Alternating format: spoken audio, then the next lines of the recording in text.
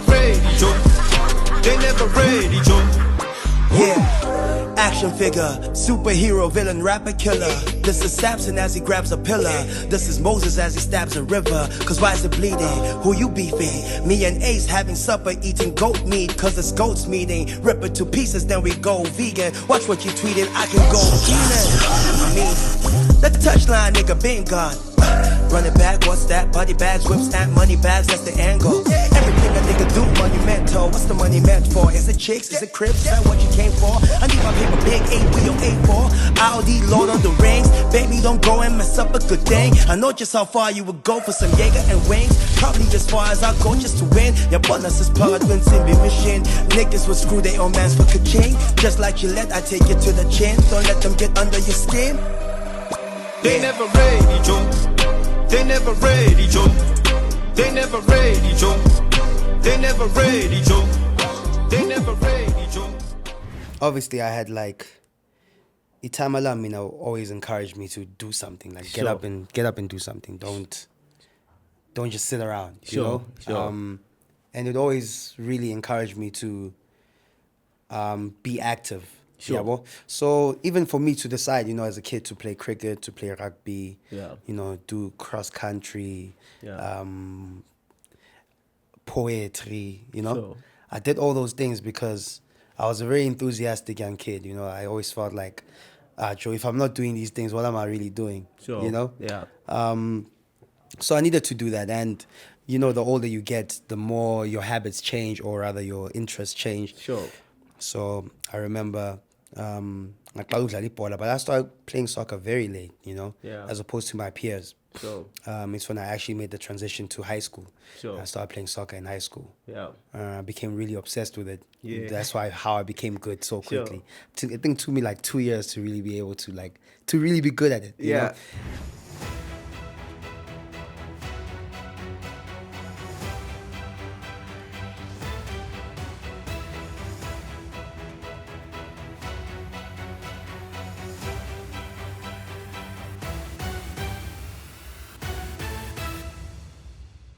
Exeba Fetu, it's your boy Touchline Truth. Welcome to the No Chill Vodcast. Yeah, Bafetu, this is another episode. As you already know, Bafetu, every Sunday we're here and we're bringing you guys the most talented, powerful stories behind the talents. Today's episode, Bafetu, as you can see, I'm with Touchline. His real name is Thabo Mahloele. And he's from Tembisa and he's here to tell us about his journey as a writer, as a storyteller, and as the South African biggest rapper. So, Bafetu, without wasting any time, but before I get to Touch Story, don't forget that this episode is sponsored by Easybet, where we make betting easy. If betting is not easy for you, Bafetu, you're doing it wrong. So make sure that you do it for fun and to entertain you, Bafetu. Don't do it as a way to be rich. Do it for fun, Bafetu. Let's love the game and let's bet responsibly. Touch. Yes, sir. Welcome, man. And thank you for saying yes to my podcast, because I understand you don't really love doing this podcast thing. But for me, you were like, I know I'll come through, man. Thank you so much. And just to give you a little bit of the podcast. So we are here to entertain, to educate, and to encourage other people. So I read your story and I've been knowing you for long, I think over 5 years, you know. Yeah. But I'm touched with your story, man. Where you come from and even the things that you are doing in this hip-hop industry. Just take me back, a little bit back to your upbringing. I always understand and I believe that there's always something that connects you. Whatever that you are doing now, your achievements are connected to how you grew up. Take me back to Tembisa. How did you grow up and how did your growing impacted or influenced the person you are today? I mean, yeah. So, mina obviously ngizalelwe eTembisa, ne? Sure. Ngahlala isikhathi eside, maybe like a Kempton Park. That's where I can say, Sure. like my real upbringing was happening. But I spent a lot of time Ekasi, you know, Yeah, like I was telling you guys earlier, Uti, 4 days would be at Kempton Park, 3 days would be at Timbi's. Yeah. So I got like the best of both worlds. Sure. Two of the many worlds that exist, right? Sure. I was also in the city. Yeah. So, I mean, the way it influenced me, it helped me to have a very like colorful outlook on life because I wasn't only subjected to one place. Sure. Sure. And it's the same with, my mother being Xhosa, my dad being Mpedi. Sure, And us Khulumi Zulu. Yeah. Me going to an African school at some point. Yeah, sure. And learning English from watching Generations and all that stuff. So, Yeah. I mean, it's a very colorful, it's a very typical South African story if you think about it. It's like we some of the most multilingual people. Sure. So my story was definitely my come up or my upbringing was very colorful. Sure. Because of the things that I was exposed to, the different worlds that I was exposed to. Sure, yeah. Diverse things like city-wise, Kasi-wise. And Yeah. I mean, that's why I'm going to get to your storytelling because it's very powerful and that makes you unique in the hip-hop industry.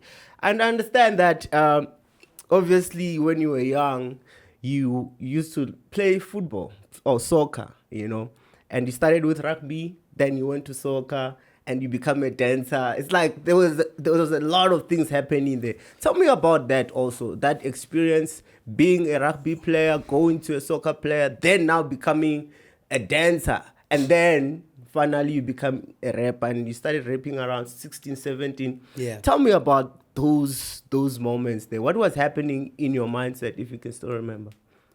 Yeah, I mean, obviously I had like Itamala, always encouraged me to do something, like Sure. get up and do something. Don't just sit around, Sure. and it always really encouraged me to be active. Sure. Yeah, well, so even for me to decide, as a kid to play cricket, to play rugby, Yeah. do cross country, Yeah. poetry, Sure. I did all those things because I was a very enthusiastic young kid. I always felt like, Joe, if I'm not doing these things, what am I really doing? Sure. Yeah. So I needed to do that. And, the older you get, the more your habits change, or rather your interests change. Sure. So I remember, but I started playing soccer very late, Yeah. as opposed to my peers. Sure. It's when I actually made the transition to high school. Sure. I started playing soccer in high school. Yeah. I became really obsessed with it. Yeah. That's how I became good so Sure. quickly. I think it took me like 2 years to really be able to really be good at it. you Yeah. know? Whereas my peers were playing since they were 6 or whatever, Yeah. And yeah, it became a passion of mine.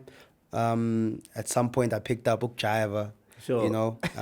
Which was a serious thing also for me. It was like the first time I ever made money was from dancing. Is it? Yeah. With Kerry Hilson, I think. I mean that was one instance, that Yeah. was when she came to the country. I was one of the people that danced for her. Sure. But like I danced for a crew called Freeze Frame, which was a big crew in the dancing Yeah.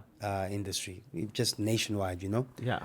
Um, And when was this? How old were you at that time when you were dancing?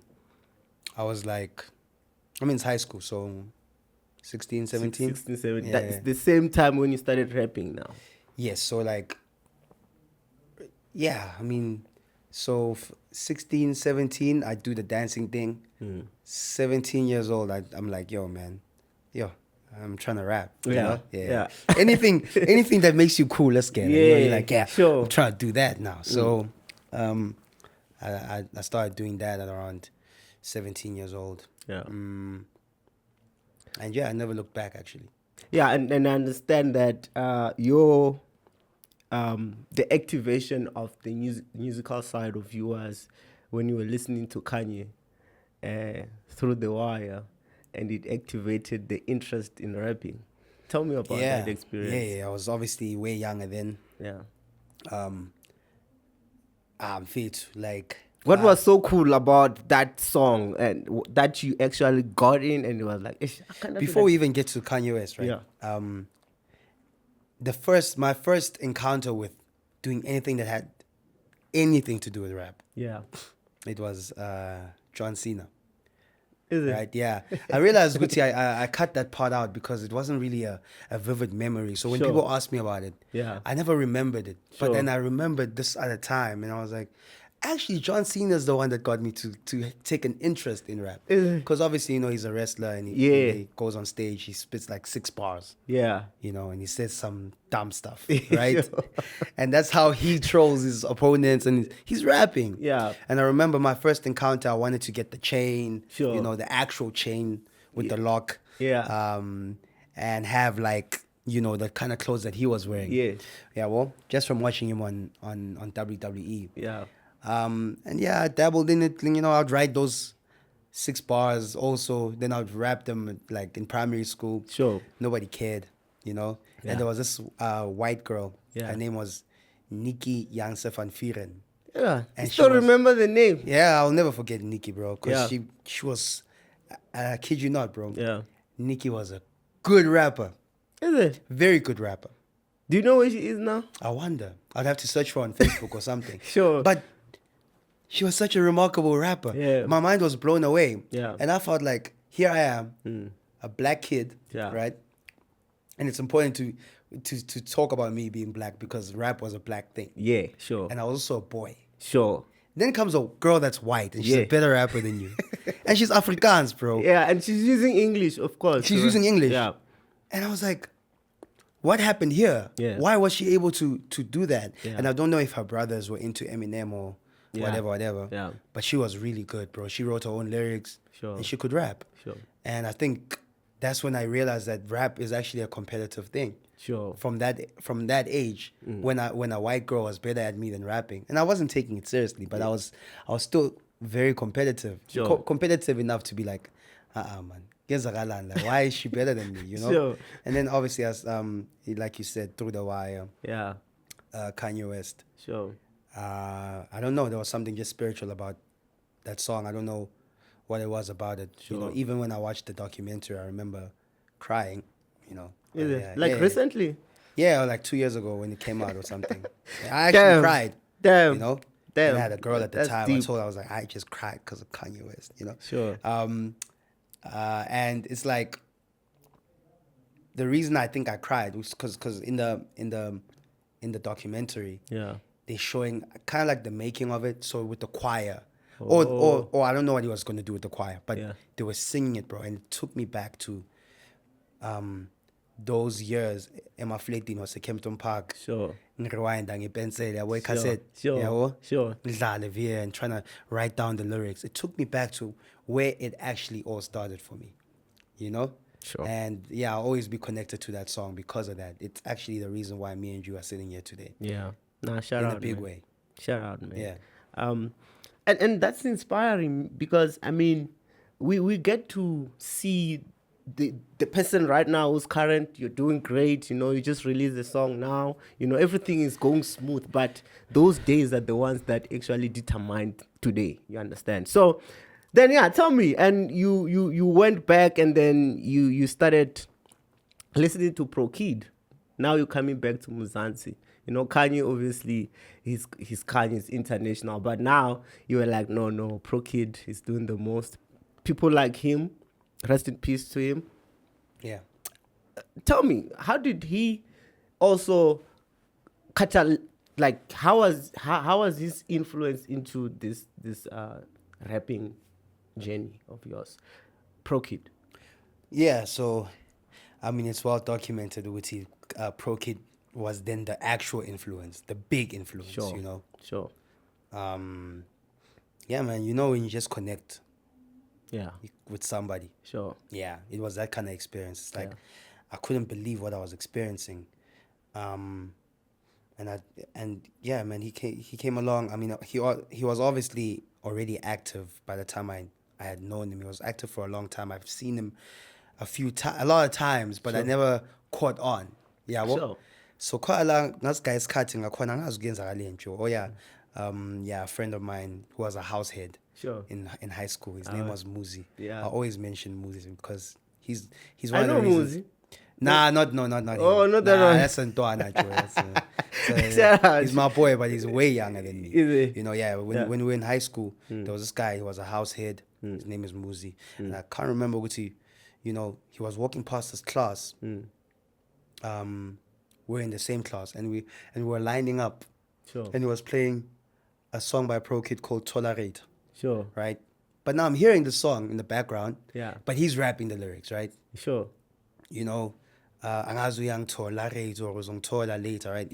He's rapping. Sure. And I don't know, bro, like my eyes opened up so wide. Because then what the lyrics he was rapping was so incredible. Sure. And I was like, what's that? Yeah. Right? Sure. And why are you listening to rap? Yeah. You feel me? Because it's a house there. It's way too. Like, this guy song is a rap. Sure. But he was listening to Pro. Sure. And I think from that day onwards, I realized, Uguti, if I'm ever going to relate to every South African, I know exactly how I'm going to do it. Sure. That was the day like my eyes opened up. Because I wasn't really rapping. Yeah. I think I might have went, ngabhala kancane ngesingisi and then, but I didn't really do it. That day I remember I went home and I started writing and I wrote in vernac. Sure. Because of that experience. Went to then I found Pro Kid's entire discography. Bro, anything that had anything to do with Pro Kid. Yeah. I was there. Like I was trying to find out more about this guy. Sure. Deleted everything on my phone. Only put Pro Kid songs on there. I used to just like live Pro Kid. That's all I did. Yeah.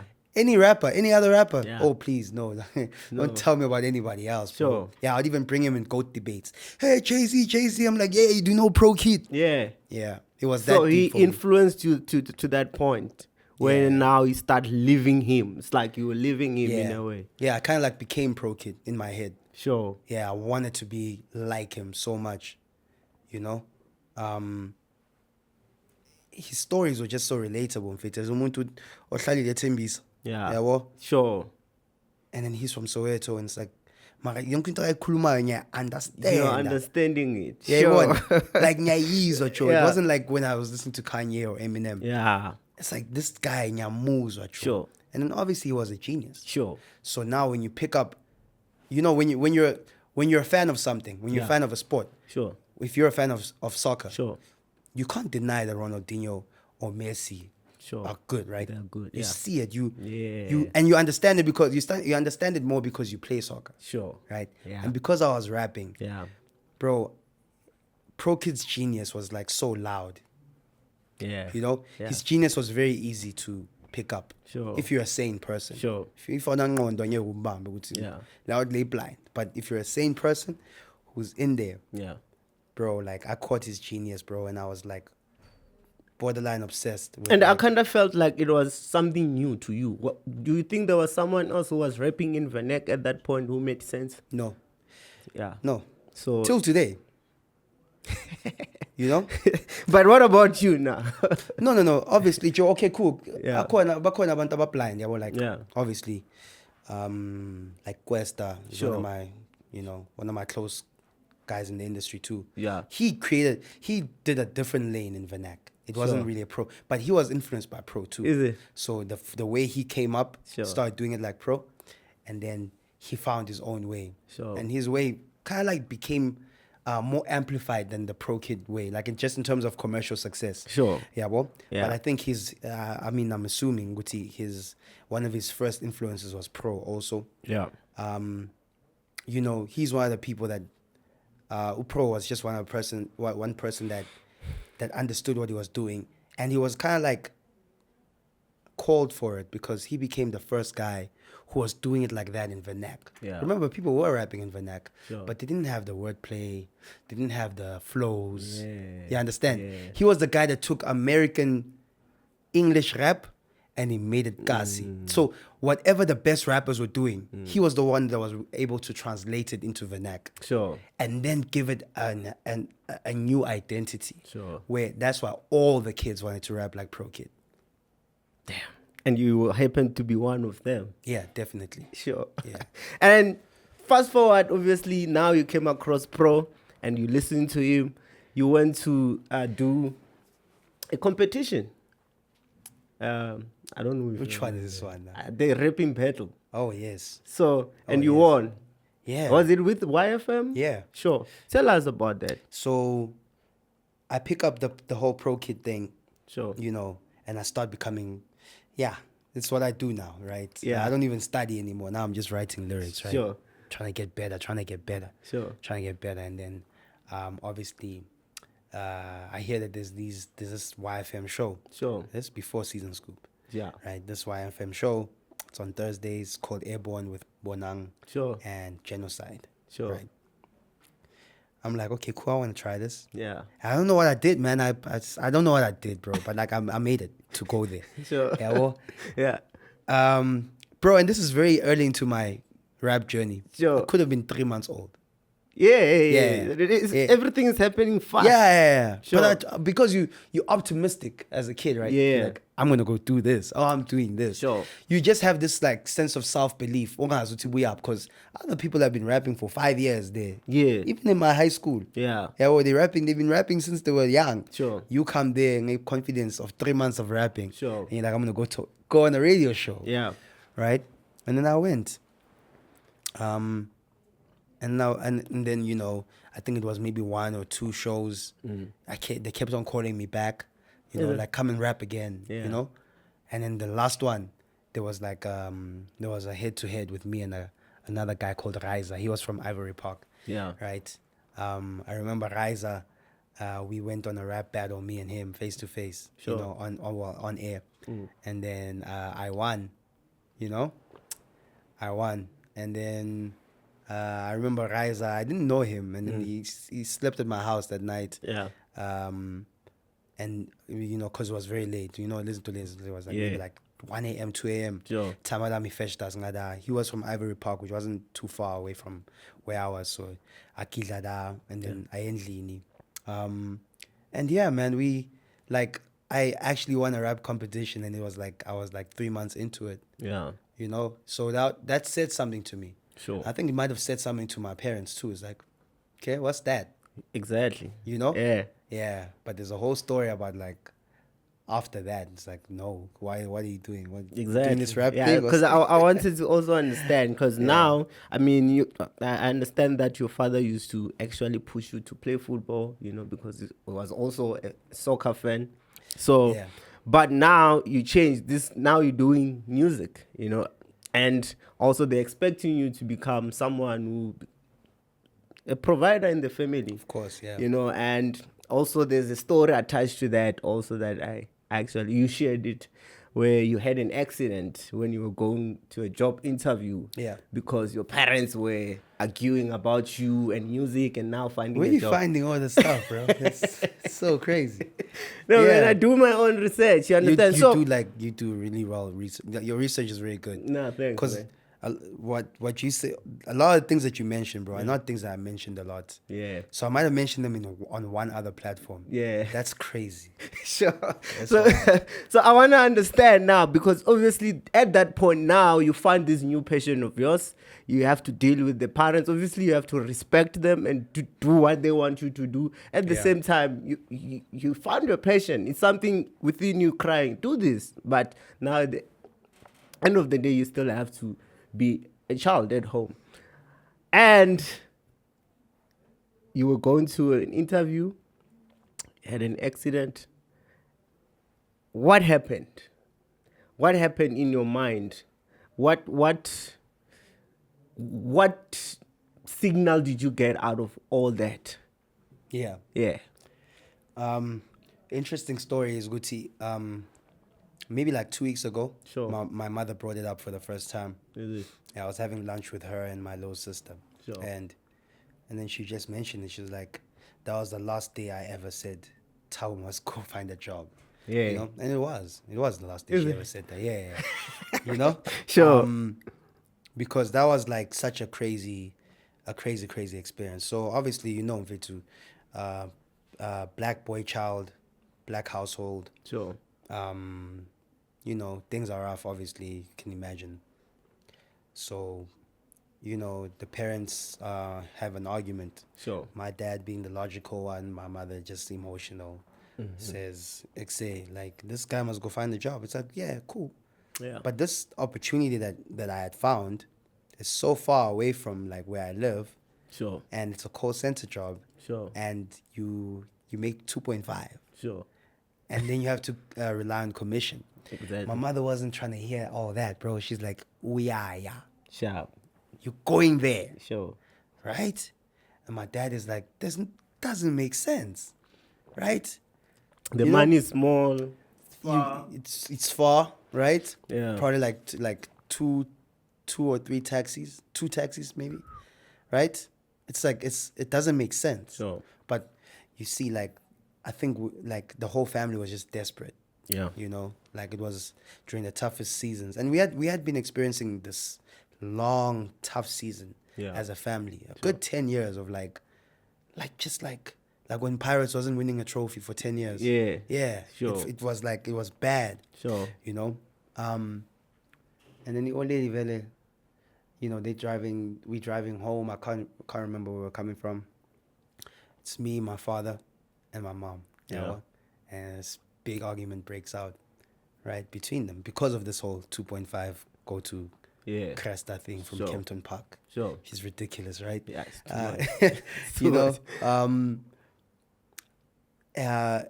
and I've never seen an argument like it. It was too much. Yeah, it was the biggest argument that I've ever seen my parents like go through or have. It was actually very crazy. And we're driving home, and like, you know, it's in my dad's Taz. Yeah. My mom's going in, bro. She's like going crazy. Yeah. And I'm sitting in the back seat and I'm like, this is because of me? Yeah. You know? Yeah. I'm like, damn, this is bad. And I must figure, you know, old lady just does something she never did before. She just took off and left. She left? Yeah. The house? Yeah, she left. Like, she left and went, we don't know where she's going. Right? So I think that was like maybe like one of the toughest days in my life. It's like, what's going on here, right? Yeah. And yeah, my dad couldn't do anything about it. My mom left. She went to a relative's house, Timbisa. And I was like, look, timer, mina ngizoya la. I'll wake up in the morning and I'll go there. Sure. Right? It's the right thing to do. I mean, look where we are, right? Yeah. But you didn't want to. Deeply, you didn't want to go. I mean, look, I did want to find something that's gonna help the family out. Sure. But when I looked at that opportunity, it wasn't the one. It was not the one. But sure. I had to do it because now you're doing it because the situation is really bad. Yeah. At least show that you tried to change it, right? Sure. And so I tried it. I was like, cool, timer. Yeah, well. And then, you know, that was like such a bad day. Ganti, it's gonna get worse. You know, wake up in the morning. Sure. And it's crazy. One thing that I forgot because it was overshadowed by the accident. Sharp. Was that they actually tried breaking into the house that very night, right? So like you wake up and then like the gate is like, you know, you can see the car's been fiddled with. But it's like, okay, cool. I left the house and we're like, what happened here? It's cool. And my mom brought it up and she was like, do you remember that's what happened? Yeah. You know? Yeah. And I'm like, damn, I forgot about that. But now my mom is not home. So she's at the relative's place. We actually don't know where she is at that point. A lot was going on. A lot. It was bad, bro. That's why I need isn't but they happened on that day. Sure. Right? Old lady went, wake up in the morning. I get picked up. So I'm at Rugby Reach. Sure. Because I don't know, it's a connecting flight to a Cresta Oranje, and I don't know why. Sure. Right? So and there, bro, like ngiyafika ngiyafola ngine taxini. Ngiyabona le taxi le ukuthi it's not the one. It's not the one. Yeah, this one it's not, this one is not make sure, right? Sure. But sometimes what do you do, bro? You know what I'm saying? Ngena kuyo. Yeah. Stibo ngena ku Front City. We didn't even drive for like 5 minutes, bro. Right? And we were like on this like downhill. Like we're going downhill and oncoming. So you're going on the oncoming because the guy lost the brakes. Like the brakes stopped working. So now you're going downhill. So because he has to like go on the oncoming. In a weird way, the oncoming didn't have cars up until up until some 4-way stop. Yeah. But the 4-way stop is down there, so there's still a lot of time for this car to gain momentum before it hits anything, right? So it goes. And you are in front seat, you are seeing front everything. seat, bro, and you like, right? You're holding on for dear life, like everything is happening so quick. Yeah. Mr. And then the moment where you're supposed to hit a car, he swerves, right? Yeah. And then he goes into this precast, like this house. Sure. Precast, shy precast, wall down, yangeni taxi, yabo. And then it was actually slowed by the momentum of the fence. Sure. So it actually stops, right? It actually stops. But there's a tree right next to you hit the wall, and then it's Slatas, right? Slata that's inside the yard. Yeah. Yeah, well, that's where some lady was in the back seat, and then I think her head went out the window, and that's how she passed away, right? On impact. As for me, was in the front seat. Yeah. I don't know how. You know what I'm saying? Sure. I don't know how I survived. You know, typical Mzansi fashion, taxi driver. That's lies. Yeah, well, I don't know what he was looking for. Like it was so confusing. And then lady dead at the back. It's me with just like some windscreen glass residue on my hands, type of thing. Sure. Yeah, well. But that's the only injury that I suffered. Sure. And most people too. It was bad, but it was bad because of that lady. Yes. It was bad because we were at a very, very fast pace. Sure. But somehow, we made it out, you know? Yeah. And I remember like calling my dad. I'm like, yo, this is nice. Yeah, well. And then I tell him what's in Gupi, then I phone the old lady. No, only lang phone. Sure. So clearly they had the conversation. Sure. Bro, like I just cried. Yeah. You know? Like I cried when my mom called me, bro. It was like a very, very bad experience. Sure. You know? Yeah, I cried and I was like, I didn't know. It was like a mixture of emotions because in my head I'm like, but like I said, we shouldn't be going to this place. You know? And then she calls me and it's your mother, you know? Yeah. You angry, but it's still your mother. She's the one that's comforting you now. You know? Understand, sure. Yeah. So it was and it's like maybe my life would have turned out differently if I got to that office successfully. You know? I was a smart kid. I was gonna get the job. Sure. You know what I'm saying? Sure. But maybe it meant something. It didn't happen. That's why I asked, because I kind of feel like there was some turning point there. So now, after that, what was your thinking? What was your thinking? My thinking was, you're not meant to do this then. So why ngayenza ukuthi lento ishayayo manje expand it, like let that be the thing that you do with everything you've got, right? And that's what they say about a near-death experience. Yes. It does that to you. It tends to become conscious. Yeah, and I was like, then what do I have to lose? You know, I almost died. Sure. So why don't I just chase this thing with everything that I've got? And I think I was even more aggressive. Never had the means, not a single penny. Sure. But like, I made it work. I was going to make it work, no matter what. Because of that experience. Yeah. You see, the stories like this, man, you know, we glorify the person who's pushing now, coming up with punchlines back to back. But the stories that defined that, stories that actually motivated and contributed to that is this ones, you know? Yeah. The ones that we're talking about now. So then what happened to your parents now in terms of now the thinking? I mean, for them it changed. Like my mother said, you know, she said she's never told me to go get a job after that. Which, you know, it still didn't feel that way. Yeah. You know? because the situation is situation, jam, yabo. Yeah. Like ida vele, like born now, Yeah. yabo. Vuli cabbage anyanisi, yabo. Like Sure. that's all, bro. Yeah. Vuli fridge akuna lutho. So you know ukuthi even if bangazama ukuqina or whatever, okusalayo mfethu isimo isimo and sinjalo vele, yabo. Sure. So I don't know. They thinking might have changed. Maybe I don't know. Yeah. I wasn't too concerned about what they were thinking at that time. You know, I'm the one that died, that almost died. So I was more concerned about like how am I gonna make my life a success or turn into something, become something. Sure. Yeah. Bro, I mean, now that is a trauma, bro. You know, that is a trauma. Looking back, obviously witnessing someone dying, it's also something that can mess up with your mind, especially if you remember what happened. You know, you were conscious at that moment. How did you then overcome or maybe try to live with that experience in your day-to-day life?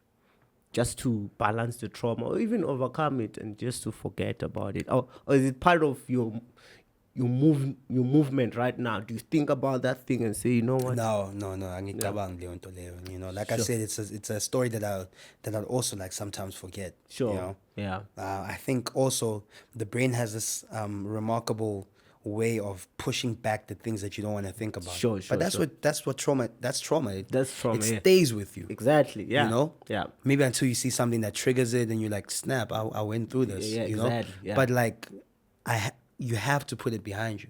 Sure. You know, you have to put it behind you. I don't know. I found a way to put it behind me. I wasn't thinking about it at all. Yeah. I had moved on, you know? Sure. So I wouldn't say Wuti, it's anything. It doesn't fuel me in any way. I don't remember it. Yeah. I just remember it when I have to talk about it. Yeah. Yeah. Plus, I think also I had gone through quite a few things growing up.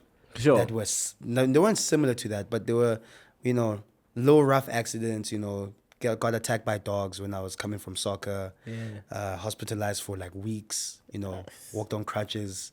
So I even that is an experience that I've pushed back in the back of my mind. It doesn't influence anything that I do, you know?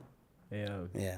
I mean, your stories, man, I kind of feel like, you know, I believe in devil and obviously the bad, dark side of things, man. I mean, all these things that you're talking about, obviously, maybe they were trying to limit you in terms of having these stories happening in your head so that you don't push your waist and just stress around, you understand? But you to me, you showing that resilience character, bro. How did you get that? Like, that character of, you know what, no matter what, I'll push. What do you think you got that from? Probably sports. Yeah. I learned how to take an L. Yeah. So from the days when I was playing sports in Sasentwana, and then this is the importance of having a father around. Sure. Because my dad would always let me know, Wuti, like, this is not the end of it, you know. Just just today I had to kind of like talk to a fellow artist who couldn't drop their song today because of certain reasons, and they were like distraught. I was like, look, this is just a small part of your career. There's still worse things that are gonna happen. You know what I'm saying? Worse is still gonna come. Sure. You know, you can't let this song was not gonna be career defining. Sure. You know what I'm saying? I'm not that I don't believe in it. But it's not songs that define a career. Sure. You know what I'm saying? You've got a long journey that you have to walk. You know. So my dad taught me that, you know.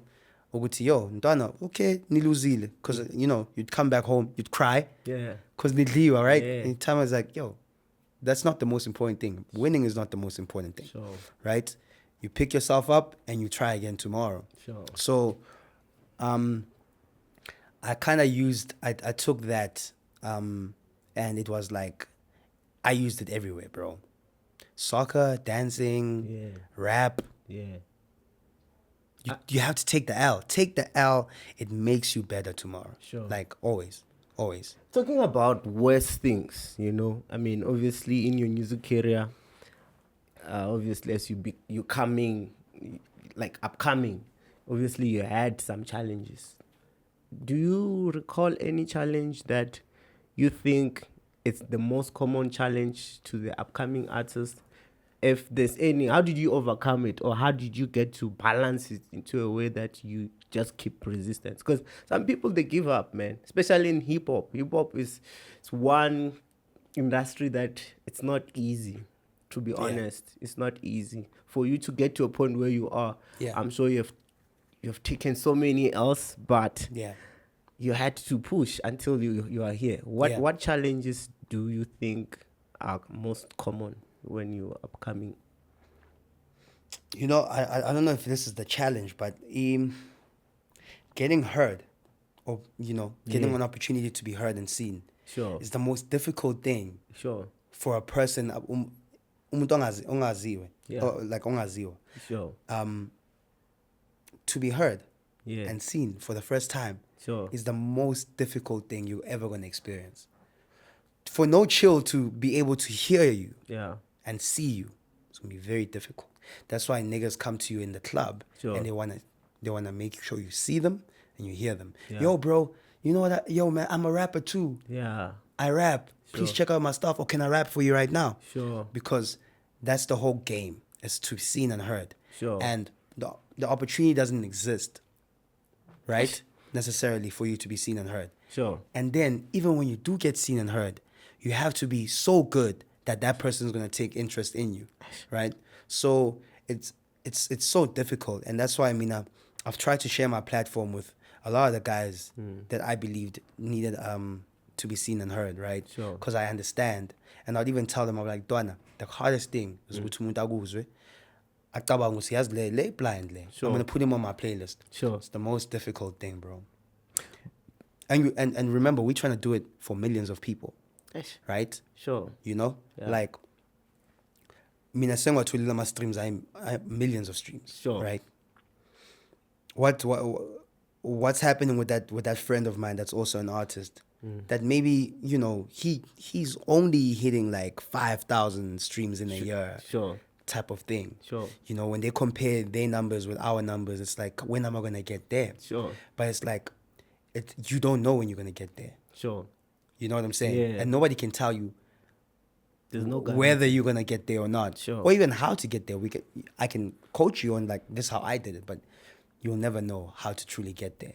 That's why persistence and consistency fit is the only way. For me, I was rapping all the time. That's probably how you saw me. I was Sure. rapping all the time, posting videos, and rap dog. Sure. I didn't know what's in your papa ni naganjani. Sure. Yeah, I just kept on doing it, kept on doing it. Sure. To the point where now maybe like nga release again 1-3 months. Sure. Yabo, the audience sekhona. Sure. Kodwa there was a time where I couldn't. Yabo, inja yami ngibuzile earlier ukuthi do I sleep? I'm like, yeah, now I sleep. So there are times where you can't afford to sleep. No, you can't sleep. You can't sleep because you're fighting for everyone's attention. You're fighting for everyone's data. The moment they log on, you're fighting to be seen by them. It's still the same game. Sure. It's still the same game. You're still trying to compete with the other guys. So when the person goes on Apple Music, what makes them say, I'm going to type TOUCHLINE instead of like someone else? Sure. And then have that guy on my playlist, right? It's a very difficult game. Yeah. It's an extremely difficult game, bro. But you just don't know how you're going to make it happen. Sure. You just have to keep on going, keep on going. And find new innovative ways of like getting to people, Sure. Yeah. Is that your advice to upcoming rappers that are actually looking into getting into the industry? Because, bruh, I've had, and there's so many people who also come to me. I'm not a rapper. I don't do anything about music, but they'll be like, bruh, even if you can sign me, I just want to be under you. I'd be like, bruh, I don't know anything about music. Like, yes, but you're right about the awareness. You need to be out there, but I kind of feel like there's some, I don't know, man. Why don't we have an open community whereby everyone feels like they can get into this industry? What is so difficult about our South African hip hop, or is it the hip hop culture itself for you to get it? It's music culture. Look, gatekeeping has always been used in a very negative light. Sure. But gatekeeping is important, and I'll tell you this. Sure. And I'll tell you why. Radio. Sure. If me and you submit a song today together, Sure. the best song needs to be played. Sure. Yeah? Would Yeah. you Yeah, agree? it's true. Yeah. Or let me say, if your song is bad, it shouldn't get played. Of course. That's gatekeeping. Sure. We've gatekept the industry so that the best guys can come in. Sure. And the guys that are not good have to go and improve to become better. All right. I see. Yeah, you get what I'm saying? I hear you. Yeah. So, and you know, like, this is a concept Ginger Trill taught me about. You know, he's like, Sure. bro, Tibos, Sure. gatekeeping is important. Like, we can't allow every kid that raps, for instance, not every kid that raps needs to make it. The best need to make it. Yeah. You understand? Sure. So they don't have to be, the channels will always exist. Sure. And the talent will always be found. Sure. The talent that works hard will always make it. Sure. That's one thing you must know. The truly talented that work really hard, Sure. they're going to find a way in. And then when they're consistent and perseverant and persistent, then it's almost inevitable that they'll make it. You get what I'm saying? Sure. But it's always going to be the cream of the crop. Sure. Right? It's going to be very rare for you to... and you have to be honest with yourself. When you listen to a certain rapper, and you really hear that this kid is extremely talented, he's special. Sure. Right? Sure. Even you are going to try and make sure that I hear about that kid. Sure. Because he's special. Yeah. You know? But that other guy that hit you up and maybe, you know, he's not that dope. Sure. You might have second thoughts of hitting me up about him, even if he's your family member. Sure. You'll be like, ntwana, as in, how much ntwana? Touchline ngizomsendela stuff sakho, mara how much Yeah. You get what I'm saying? Sure. So, gatekeeping ispana kanjalo ke yabo. Ispana kanjalo, definitely. It's needed. That's what you're saying. Yeah, besides it being needed, it's always going to be there. And it's inevitable and it's important. Yabo? Uguti, umuntu, because remember, there's a million artists, right? Sure. And if 10,000 make it, so be it. Guzoba nabanye that are meant for it, and others that aren't meant for it are going to fall off, right? Sure. And being meant for it doesn't mean you're the most talented. Sure. Sometimes it just means you're the one that just never gave up. Not True. everybody's built for it, bro. Sure. Like the things that I went through, for instance, just to get an opportunity. Yeah. You know, like zibhlungu mfethu mangicabanga, yabo? Yeah. Like the conditions, even when you were playing soccer, Yeah. the fact that Tina bekumele sidlale emvuleni Sure. or sidlale gravulini, Sure. not everybody's built for that. Yeah. You know? So let the guy that was talented and weathered the storm and fought for his dream, let him get in. Sure. You know? Sure. Not the guy that says, mina ngiqala ukurapha last year. Sure. Mara niyasivalela. Sure. Bro, it took me 10 years before I could even get an opportunity. Okay, here's the thing that I've realized in this hip hop industry. Yes, Yeah. it took you 10 years. Yeah. But I kind of feel like, do you think you fit into South African hip hop culture industry? I'm asking this because you're a conscious rapper, bro. In a way. Well, in a way. In a way. Not remember we spoke about connotation earlier. Yeah? Sure. Yeah. If we're breaking it down, then yes, Yeah. I'm a rapper that is conscious, but I definitely don't fall under like the genre of conscious rappers. Because that's a genre too. Is it? Yeah, I'm not. Maybe you're just trying to be humble, but I mean. No, I just, it's not a label for me. Like conscious rap, that's not me. You know? If you listen to my discography, you will hear, Uti, this guy's not a conscious rapper. He's just a rapper that is also conscious. But I do a lot of vast... Are you running away from just being a conscious rapper? Do you think it's a bad thing to be one? No. But remember, it's also a genre. That's why I'm saying that. Sure. Yeah, but it's like somebody labeling me as a poet. Not a poet. You get what I'm saying? But you can write poet. But you see, but you can't label me as a poet. Why not? Because I'm not a poet. I introduced you as a writer. I'm a writer, but Sure. I'm not a poet. You get what I'm saying? Because I do rap. I do rap. And also when I do rap, I do songs like Nyagaza, I do songs like Amasi, I do songs like Abafana Bahot. Sure. That's not conscious rap. You understand? That's why you can't label me a But conscious your rapper. most played songs, They're just good songs. why are they good? What makes them unique? Because they speak to your conscience. Exactly. Yeah, but doesn't make me a conscious rapper. Okay, cool. I mean, But fair enough. Look, I told you to. you understand? Because I mean, I listen to hip hop, bro. But I'm not a music fan, to be honest. But I learn. You understand? I'm not that ignorant. You know, that's why you are here also. Otherwise, I was just gonna say this is for content creators. You understand? So Yeah. I diversify because you're doing great in that department. So now, I've seen your lyrics. We're gonna talk about your songs there, and also I'm gonna mention things that you said there. That gave me that idea to say this guy is a conscious rapper because he's Yeah. talking to himself, but he knows that someone will relate because most of course. the people are going through that. That is conscious, right? Yeah. So I asked you a question. Do you think, personally, and without any trying to be nice, do you think you fit in our South African hip hop? Looking at it now, and just, man, because I just want to hear your opinion. What is South African hip hop? The industry itself, how it is right now, and how it used to be, Yeah. how you think is going to be in the future. Looking at it, do you think you're a real fit? You think, yeah, this, I mean, you're one of the people who are holding South African hip hop right now. You understand? But do you think, in terms of its culture, do you fit?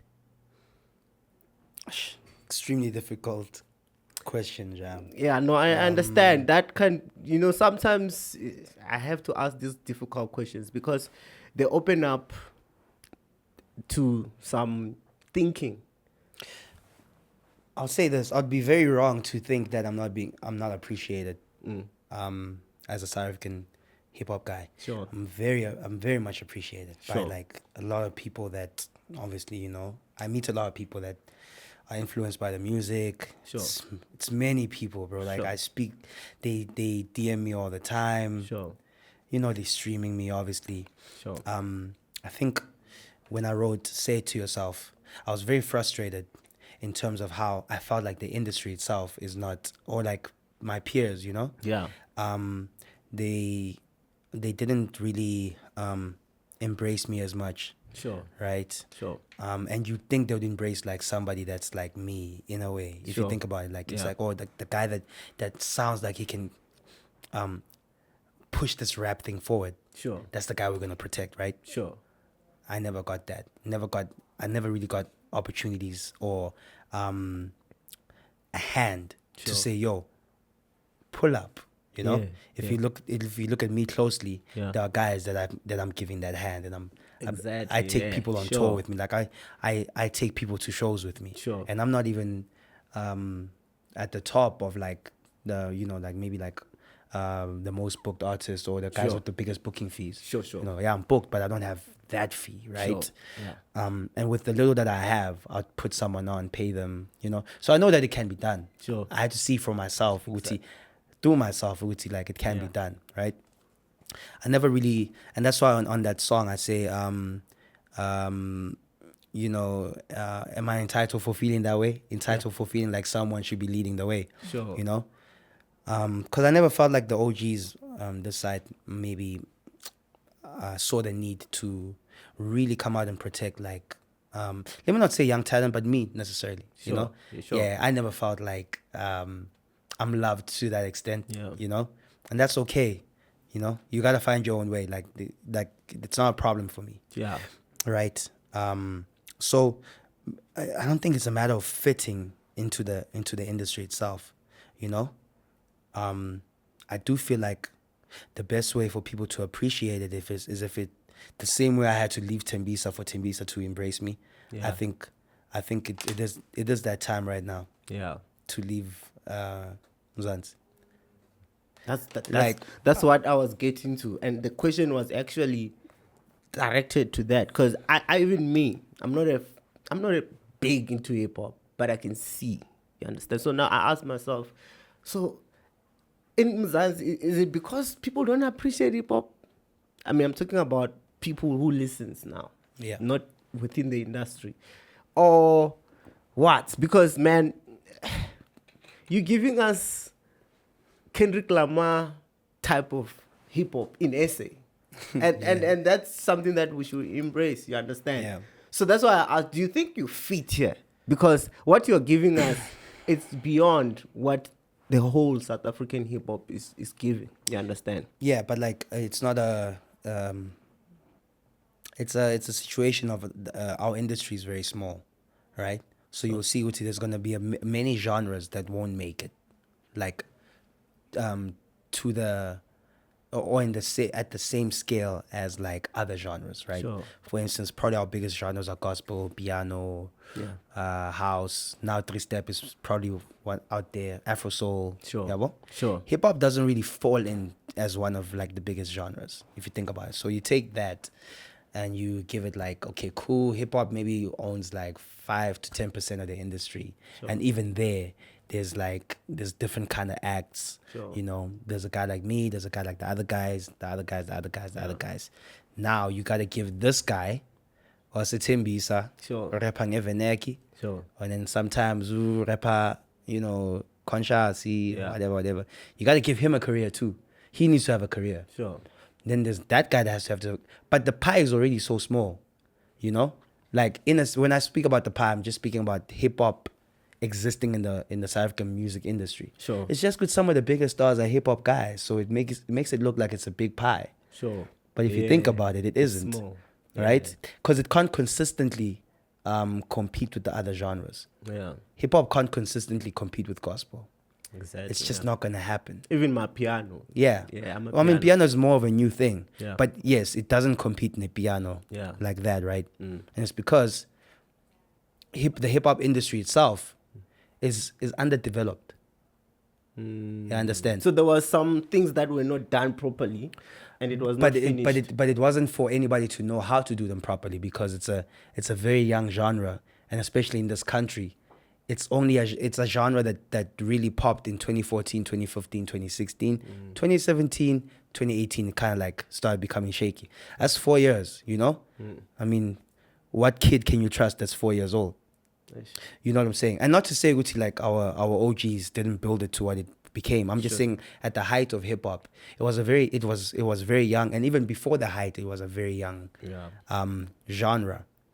You can't compete. You can't expect it to compete with the other genres that are inherently South African. Sure. Whereas a kid is gonna grow up Anna too and probably hear that song endlini. Remember, Tina, we being censored because most of our peers they're not saying anything. Sure. So nasendlini umama uyayicima leyo nto leyo. Abathi Rebecca. Sure. Uzothini. Yangithola. So it's a very tough genre. Ngiyangithanda ukukhuluma kakhulu mfethu ngento so. But like it's a very tough genre to make break it through eMzansi, because remember there's also a culture yabantu the way bangakhona yabo. As South Africa, we're very humble people. Sure. Yabo. So ungazosithuka jo emculweni wakho yabo. Sheshe sivale. For us as young people, we are sharp. Yeah. Mara manje yabo umagogo ayifunda it yabo. Whereas the States abogogo bayathukana.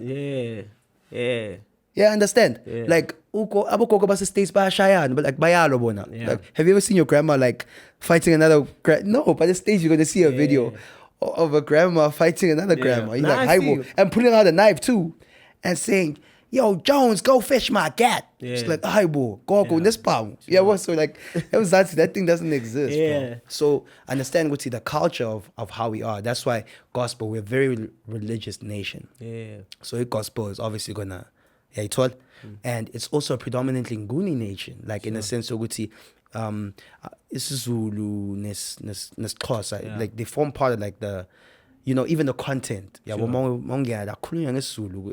or whatever. Then there will be like a segment for the Venda people, segment for the Tsonga people. You must understand all those things, right? Yeah. Why the Nguni guys are also the bigger guys. I can assure you now, Fit, and like I said, I'm trying to kuruma but it's always good, bro. But some of the biggest acts are always going to come from KZN. Even if you look at hip hop, now, some of the biggest acts, even the new guys that are blowing up, are coming from Durban, right? Yeah. And it's why is it so, man? Beyond the fact that they're extremely talented, right? Sure. Because they are very talented, and they're also hybrids. So what's the wave that's coming out of Durban right now? It's good. Yeah, but like I just want to stay in my lane and do my own thing. So I don't like to talk about other people like that. But the guys that are coming out of Durban, gents thinking like Durban or intwana zase-KZN zipline kakhulu because they've got a hybrid energy. They can sing, they can rap, right? Yeah. Already lapho sokuyinkinga nje. Yabo? Inkinga, bro. Yeah. It's already it's chai, right? Yeah. They sing, they rap, Sure. right? Yeah. They could probably go on like any kind of beat or some abafuna. Sure. Yabo? And they singing ngesinguni, ngesizulu. Yeah. There are many Zulus in the umvenda nje yami ne. Yeah. Mara isizulu yasizwa ne. Sure. Mina I get booked like in many parts of South Africa, right? Yeah. I've been booked in Venda a couple of times, for instance. Yeah. And many other cities that I've never heard of, or towns, small towns that I've never heard of, Yeah. where those kids abasikhuluma isiZulu. Mara mangse stage bayasirap isiZulu. I understand. So you ask yourself, ukuthi kanjani nje yabo? It's because it is a Nguni nation. Like it's like the same way people from Botswana can actually understand this is Zulu because they've got generations that side. They've got Uzalo that side playing. You understand?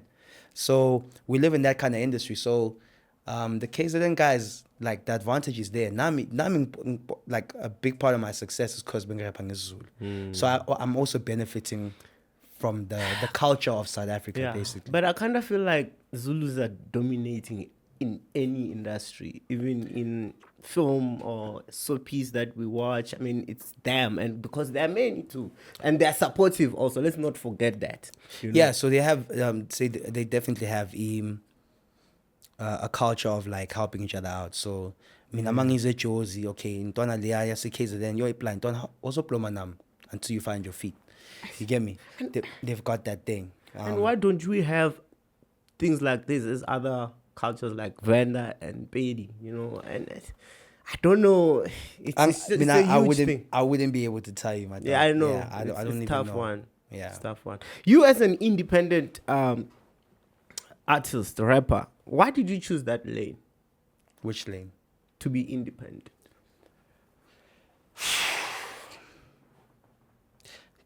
Because I tried the other route. Yeah. And it didn't really work like that. Sure. Yeah, well, it didn't really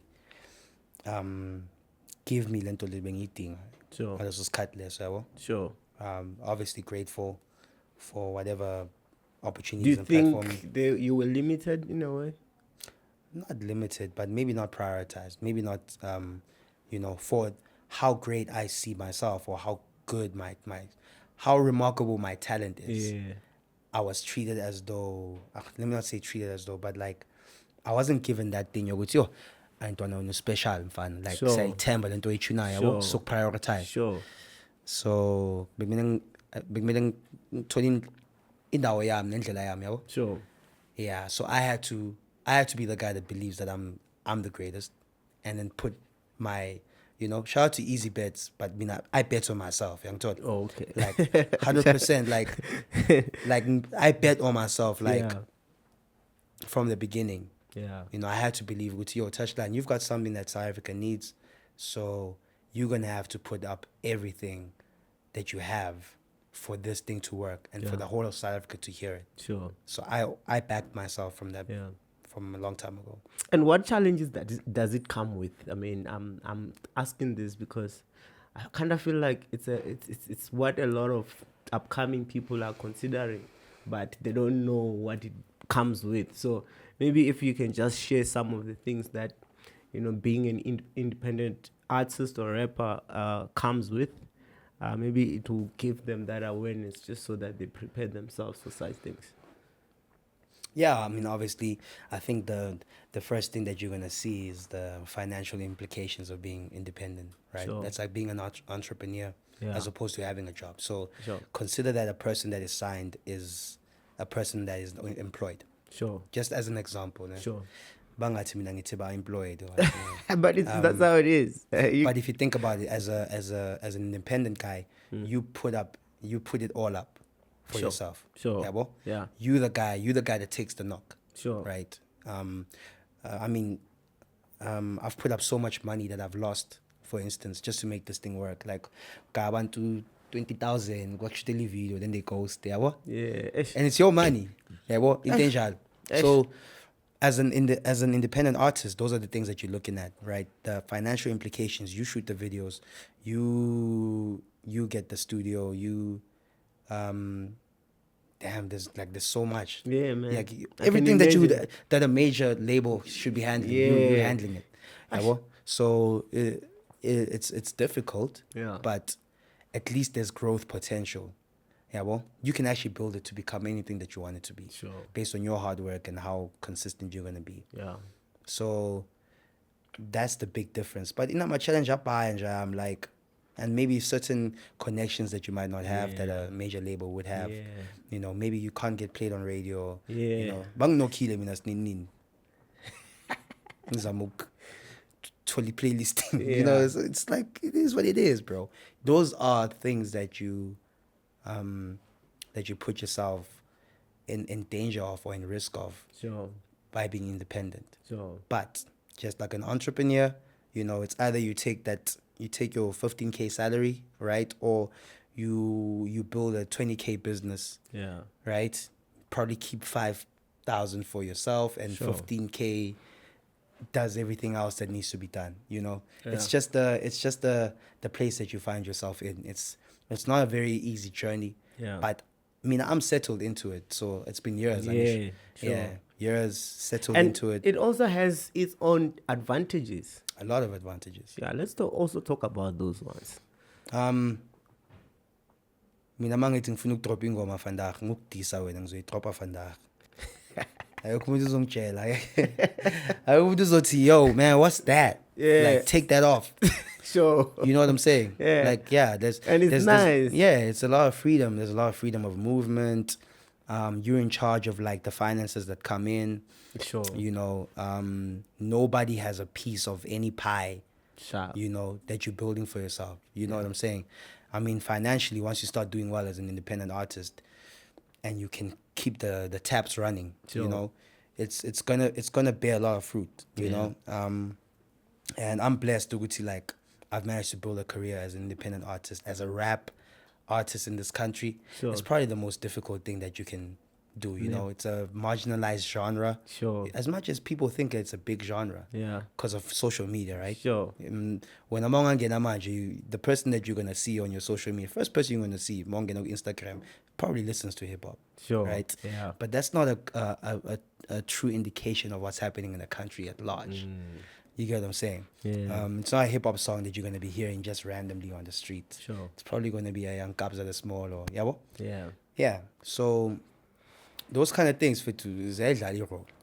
And it also teaches you business. You know, I kind of feel like now you are more business orientated than any other artist who's been like signed, because you don't have many responsibilities. You just have to focus on music. And you have to find ways to create the tabs that are gonna run, right? So you have to think, oh shit, I gotta do the merch. You understand? I have to do the merch. Which not, you're gonna get not to, the label has to you do know, the merch. exactly. You know, Yeah. I have to do everything.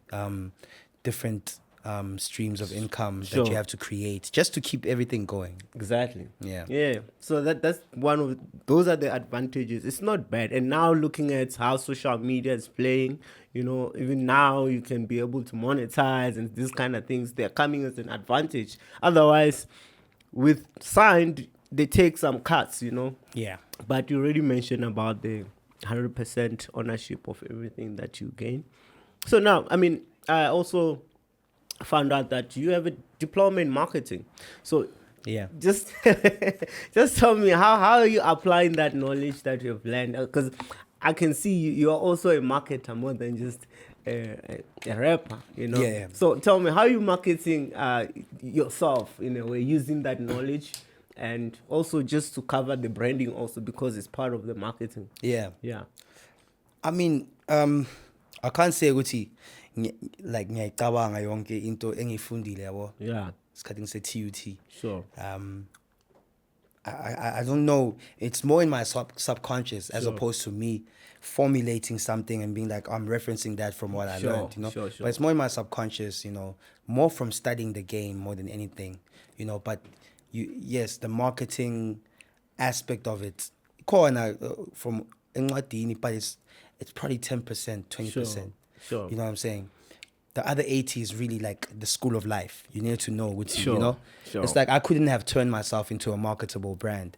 Sure. If you know what I mean. Like I needed to relate to you on a life and you know, face to face personal level in terms of my writing, because then I can drop the song and the song can move by itself because of its relatability as opposed to me having to sell it to somebody.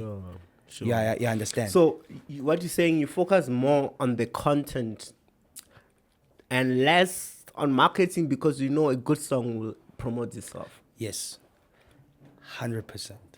100%. Look, you can create a bad product, bro. I can, if Laman's da or tasty sharp, buy sell, ne? Sure. Come on. Yeah, well, I'm not gonna tell someone. Nah, but word of mouth, bro. Sure. I'm probably a word of mouth brand. Like, you know, I'm sure you've told people about me. I'm sure people have told you about me. Exactly. Yeah, well, like that's where I was fortunate. Yeah, well, it's because of the time that we spent in studio creating real music that can really stand the test of time. Sure. You know? Sure. Which again is why ngingathanda ukukhuluma kakhulu, because ngifuna ukuthi yonke into ihlale emculweni, yabo? Yeah. Because once people find that to be the place that they go to, yeah, well, it's beautiful because that lives forever. Sure. You feel me? It lives forever. They can just plug it in and be like, wow, this guy lived like this. Sure. This guy does this. Sure. That's marketing in itself. That's I'm telling you my life, bro. Sure. You know, what better way to market myself? So what you're saying is you're in a way you're street smart, but based on you're learning the game itself. You know, you're getting what is trending. You know, you create content, man. I mean, you were telling me earlier on that you write. You know, you direct even your music videos. Where do you think those things are coming from? Being independent. So you are forced to be creative, you know. Not really. I guess my brain does work in that way. I try to just really tell the story in the best way possible, you know. Sure. Writing, directing, you try because you already made the music, so you try to see even the other supporting content can really be as, you know, sure, as helpful, you know, to your messaging or whatever, you know. Yeah. But you have to do it because you're not gonna get a director. You can't afford like to pay 50,000 rand for a great director, for instance, just assuming that that's what they would charge or something. Sure. Yeah. Well, so you gotta like find a way. You have to be resourcul as an independent artist, you know. That's tough, man. Now, I mean, you mentioned that you have a match. Obviously, that is one of many streams of income that you have actually came with, you know, developed as an independent rapper. What are other more ways to just try to eat, man, especially in this kind of business?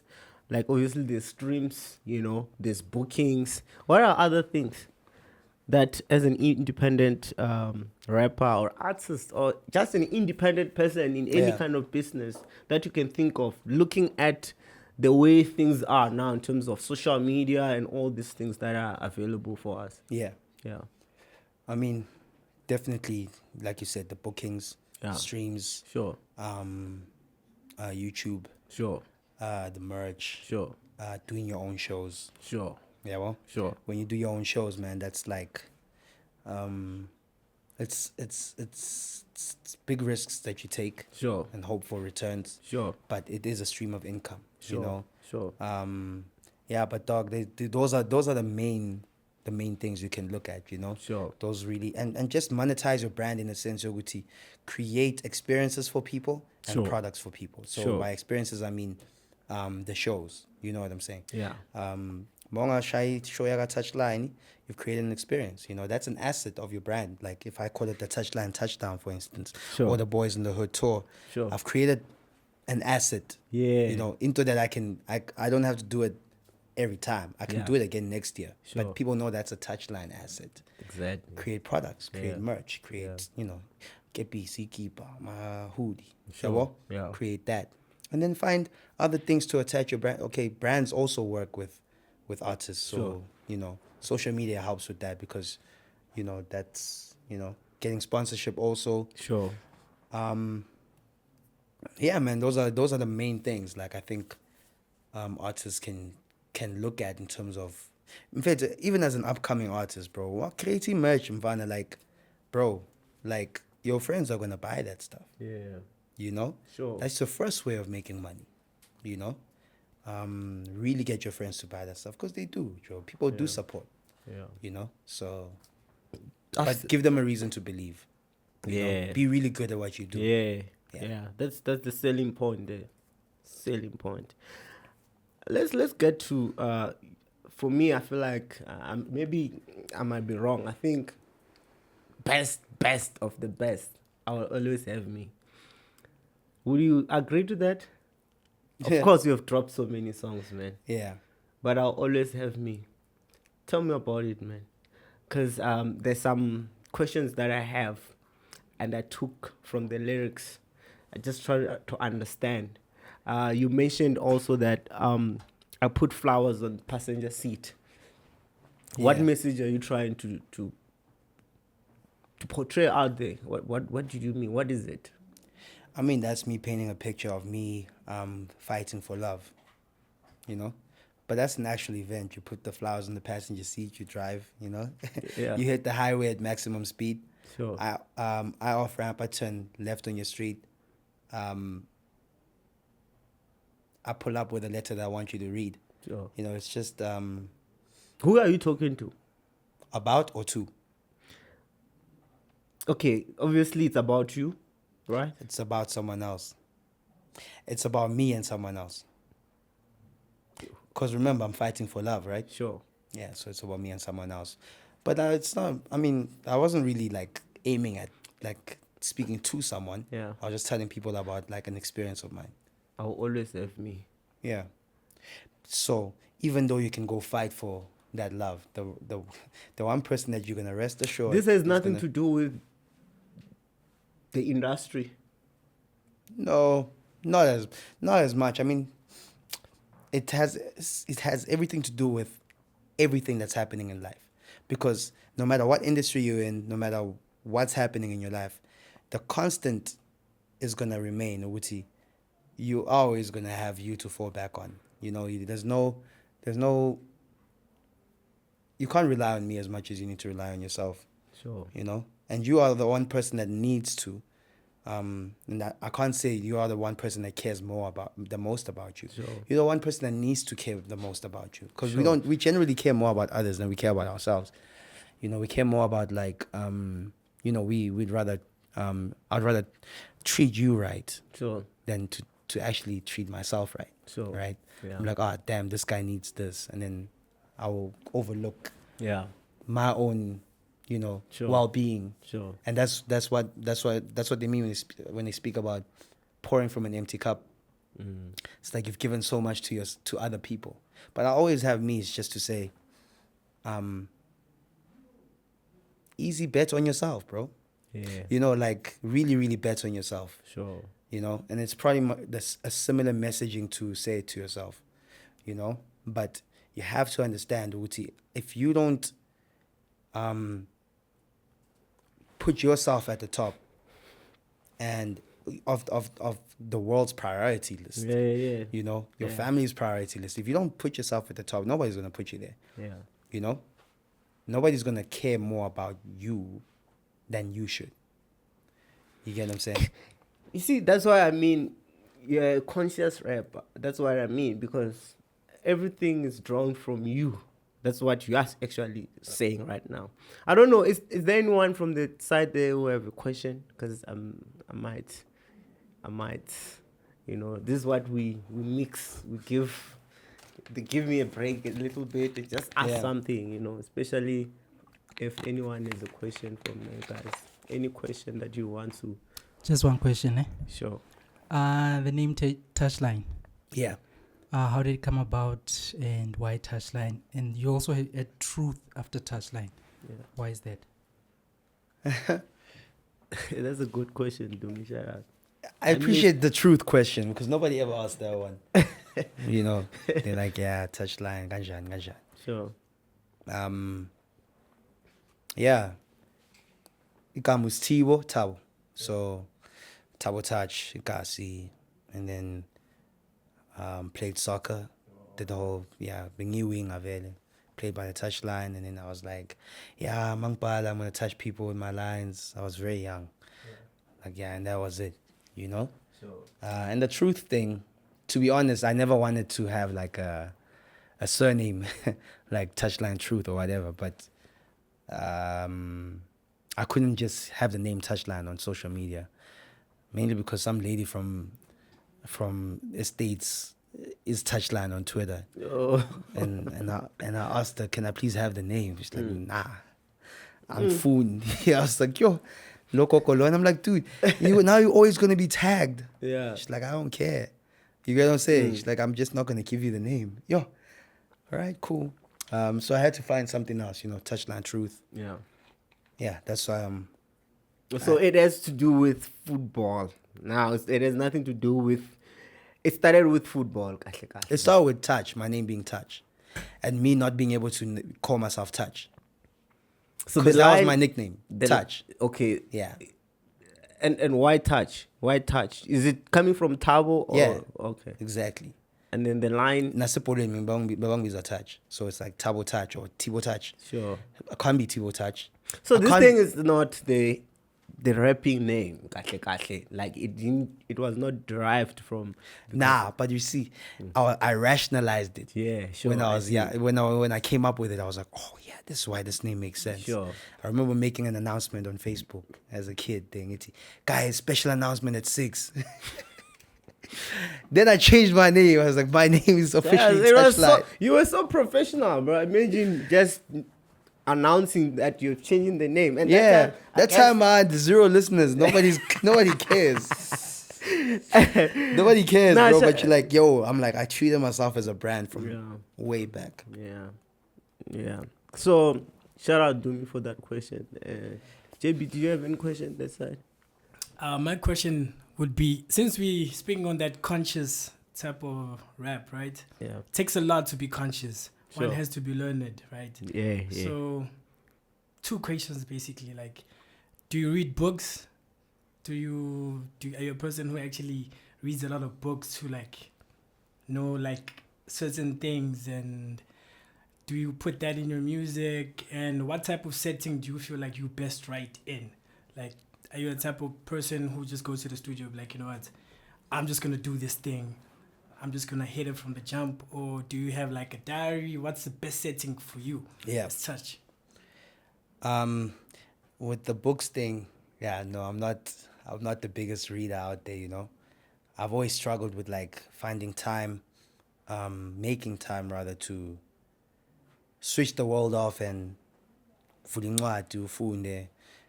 always got so many ideas. So that's why I can't even finish a movie really. I'll be thinking about, now I need to shoot my own movie. That's what happens to me when I'm there, right? So even when reading a book, man, I would get I'd get agitated. I want to do something else. I want to go write, So, but I have picked up a book recently. I've finished a few books actually, but not a lot, bro. Like maybe 5 or 6 books in my life, But I opened a new book recently. I bought a book and I was like, yo, I think it's and it went for 2 months. Okay. Yeah, but then I'm gonna get back to it though. And then, what did you want to say? No, now I would think you're a reader, bro. Where do you develop it? How do you I'm develop observant. this? Damn. So I'm not really a reader. I don't get my content from reading books. But to develop yourself mentally, to get to think the way you think, is it coming natural to you? No, I can't say it comes natural. Yeah. But like I said to you, I don't listen to music. I listen to podcasts. Podcasts. Yeah, well, sure. So for instance, right, I do take information in. I do try to find ways to educate myself on many things. Sure. Even the reading, I like reading, but Sure. You're not deep into it. I'm not consistent with it, so I can't say I'm a reader. Yeah. But sometimes I like to grab a book and actually see what's going on in there. Yeah, well, so content has always been geared towards relating nabantu. Observing around. Yeah. So I can't tell you your story from reading a book. Yeah. I tell you your story from seeing how you live. Sure. And living what you live. Sure. Right. So if we are so too, I'd be able to write about you. Sure. Right. Mara, encwadini yotholani, like if you like let's be honest in terms of Yeah. what am I going to speak about? Is that going to make my music better if I read a book, or is it going to make my music better to be relating to other human beings? Because you make music for humans, right? Yeah. Yeah. So at the same time, I'll definitely encourage people to read, because you're better off reading, bro, than going through 100 reels in a day. Yeah.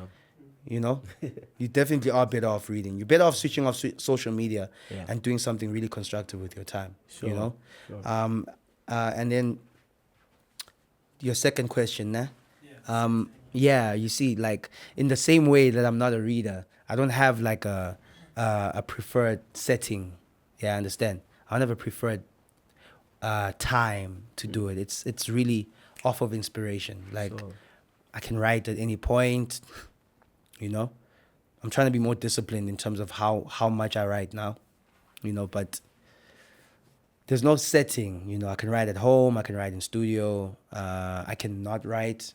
You know, like today I did a song. I didn't write. I was just rapping.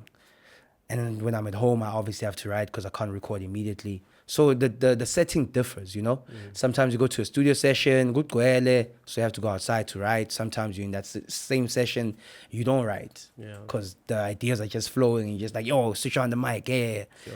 So the environment differs. It's not even the environment that dictates. It's more like your mood. Yeah, well, how do you feel? You know, like I said earlier, azang pale because bengafuna ukubhala. Yeah, well, but some days I'm like, ish, yabo la, funa ukubhala. So yahluka nje. And you wouldn't be able to tell the difference if you actually listen to the music. There are certain songs, like for instance, Self-Made. Yeah. Self-Made wasn't written. So you were like Lil Wayne on that bit. Yeah. Yeah, well, like Sure. Self-Made, like I don't even know if I've ever typed the lyrics or what, but like if I have typed the lyrics, it's because I had to submit the lyrics and had to listen to the song, type. You know what I'm saying? But in terms of me, nokuyenza, like azangi bhale phansi ngiyorecorda. So songs like those, you know, abafana bahot nayo ngimane ngayenza nje, sweet abafana bahot, girls going wild, it's a lot. Sure. You know, kancane you build the song up until it becomes what it is. And then there's certain songs like I always have me, where I was away from the studio for 3 months. I was beating depression at the time. Told myself I don't want to do music anymore. Damn. But I had a reason to. I wanted to say something. Sure. Yeah, I needed to be my own therapist. Yeah, well, Yeah. so I kept on writing that song. Yeah. Over like maybe 2 months. Sure. And then when I went to studio, I just recorded Sure. it. So zonke le ngoma lezi sihlukile mfethu. Sure. Yeah, was sihlukile, and so akuna setting. Yeah, well, there's no preferred time, place. Yeah. You just do it. Sure. Cool. Nah, shout out, man. Thanks for that question though. Let's talk about Say It Yourself. Yeah. You wrote I escaped poverty from the things that I've written, I think something like that. What did you mean by that? Yeah, like my words got me paid. Like that's Wow. I escaped poverty from being a rapper. Right? From the things that I've written. Yeah. So the songs that maybe you like, I wrote them, and I had a career because of that. Exactly. You know? Nice. Nah, that was sweet. I couldn't kiss ass. I had to make sure the music was hitting. You Yeah. know? It's like I didn't have connections. I didn't have friendships in the industry. Yeah. The one thing that I managed to focus on was the music, and it actually paid me back. It actually rewarded me for spending so much time with it. Sure. Yeah. And now also identifying yourself as a goat. Yeah. What makes a goat? What makes a goat according to your own understanding? That's a very good question. Sure. That's a very good question because everybody has different metrics. Yeah, That's why nobody can ever agree on who's the GOAT. exactly. Yeah, Think about it. yeah. Right? In any industry. Sure. You know? Yeah. Ronaldo or Messi. For me, it's Ronaldo. You see? Yeah. How many people are gonna fight you on that comment? So there's no way. Yeah. Yeah, boy? Yeah. There's no way. Zidane can say, no, but I'm the GOAT. Yeah. You understand? And then not everybody, you know, abanye abantu bazopikisa. Yabo? Sure. Abanye bazopikisa, abanye bazovumelana. Yeah. Abanye Maradona's the GOAT, abanye bathi Pele's the GOAT. Sure. Yabo? And then for me, mina, you know, forget pronouns, forget male or female. Yeah. Forget pronouns, forget male or female. Yeah. I identify as a GOAT. Yeah. You know what I'm saying? And obviously that's a play on you know the whole trans topic that's happening all across the world. You know what I'm Sure. saying? Yeah. It's like, hey, mina ngangibuza uthi, am I him or her? I'm Yeah. the GOAT. Yeah. Yeah, you are. Yeah. And that's if I don't say that to myself, who's gonna say it to me? Yeah, well. So I mean, the line is what I'm the greatest I've ever seen, and I've seen a lot of greats. So I'm not being ignorant, please. Yes. If I don't say that to myself, who's gonna say it to me? You know what I'm saying?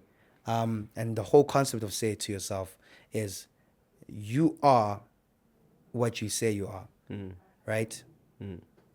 Very recently, I had like somebody maybe give me an identity, like somebody that I had a relationship with, right? Yeah. And she came and said, you were like this, Yeah. right? Yeah. And she said very hurtful things, right? Yeah. Is it And- the same? Do you post this? Do I? Did you post on YouTube? No. Oh, okay. No, I won't even Because post. there was this other video that I saw. You were with a lady. You were talking about. I don't know if you were talking about the song, but it kind of like you guys, you know each other, and you were dating before. I don't know. No. The recent video you posted with a lady No. with short hair. Oh no! See that? Oh no! That girl was she played my girlfriend in the music video. Okay. So we're just talking more about her experience of relationships because the song was a love song. Sure. Yeah. Well. So no, definitely not her. That's Lukey. Lukey is a good friend of mine. Sure. No, this was like somebody that I was in a relationship with, and you know, she kind of said certain things to me, right? Sure. That were extremely hurtful, and they made me question who I am, because I thought about it. I was like, but I wasn't that, right?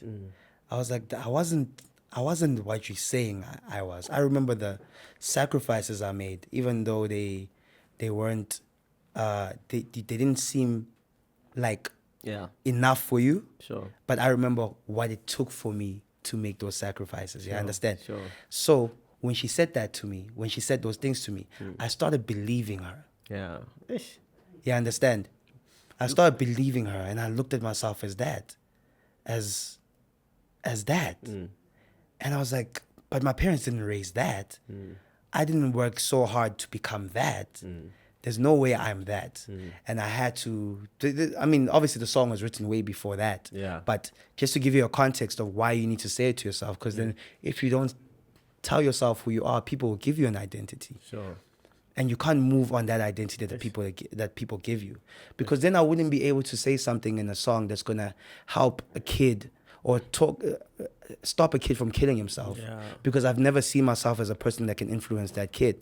I'm just gonna see myself as that person that my ex says I am, or that my enemy says I am. Sure. You know, I can't allow people to define who I am, because I know the sacrifices I make. I know the kind of person I am. Sure. You know what I'm saying? So, if you don't say it to yourself, then people are going to tell you So who you are a goat.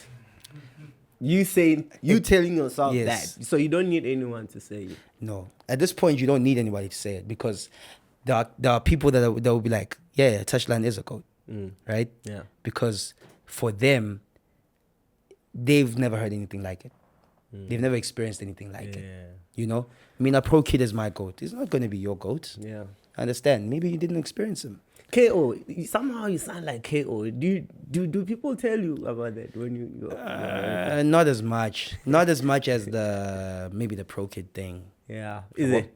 Yeah, but like You know, yesterday I was playing your song. My Which one? girlfriend was like, which one? It's very important to know which one. I think it's say it yourself. Okay. Yeah. She was like, this guy sounds like KO. And say it to yourself, I sound like KO. Yeah, I don't think in terms of like rhythm, or I don't know if you call them rhythm. Maybe but- like look, maybe. Yeah. Right. Maybe the energy. Sure. Yeah. I'm trying to get an outside perspective now. Sure. Like mangkabang abantu that would comment on like a song of mine, but this guy reminds me of Pro Kid, just as an example. Sure, Ne?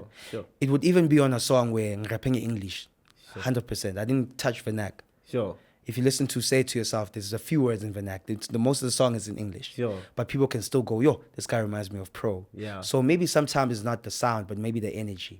Or energy, maybe yeah. the thing that you remind them Sure, of, or, sure. you know, the feeling that you give them. yeah. Yeah. So sometimes it wouldn't be, you know, maybe sometimes it can be like, oh, you sound like this person, but sometimes it's just the energy that you embody on But the I song. also know KO also, like he's the person that you also admire in terms of his flows and everything. Yeah, very, very, how can I say it? I want to say versatile. I feel like when you say versatile, you kind of downplay. But he's got a very broad set of abilities on a song. Sure. Like he stretches himself. He doesn't go for the flow that you think he's going to go for. Oh, He's going to push himself. Sure. You know? He's going to push himself to do something different. Sure. Yeah, that's one thing that makes him really, really good. Sure. Ah, man. So tell me, what's next? Obviously, you just dropped now. See it yourself, and it's doing well. How's the feedback? Very well. How you see it? It's the first song that really that kind of like overshadows I Always Have Me. Ever since I've dropped I Always Have Me. Yeah. Always Have Me will always stay at the top, but Yeah. Say It To Yourself is the first one that's like, It's coming. yeah, it's there. It's like it's number one. And tell us about the music video. When is it dropping? What's happening? Because I know you. Stressy videos. Because I really want it to be like really great. It's really telling the story of somebody that is really introspective, trying to beat certain allegations about themselves internally. Yeah. So like you're beating the allegations that the dark side of you Yeah. is saying about you. Sure. So you're beating those allegations. Like, aye, Baba, I'm not that person. I'm a goat. Sure. Yeah, well, because remember, Uti,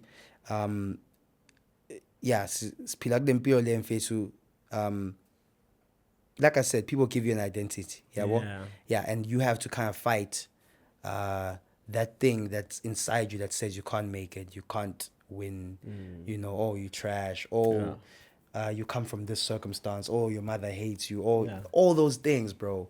All those allegations. Yeah. You gotta beat all those allegations. So I want to do a video that kind of portrays like the thoughts that I have, and that process of overcoming Sure. doubt, overcoming insecurities, overcoming negative thoughts about yourself. Sure. Yeah.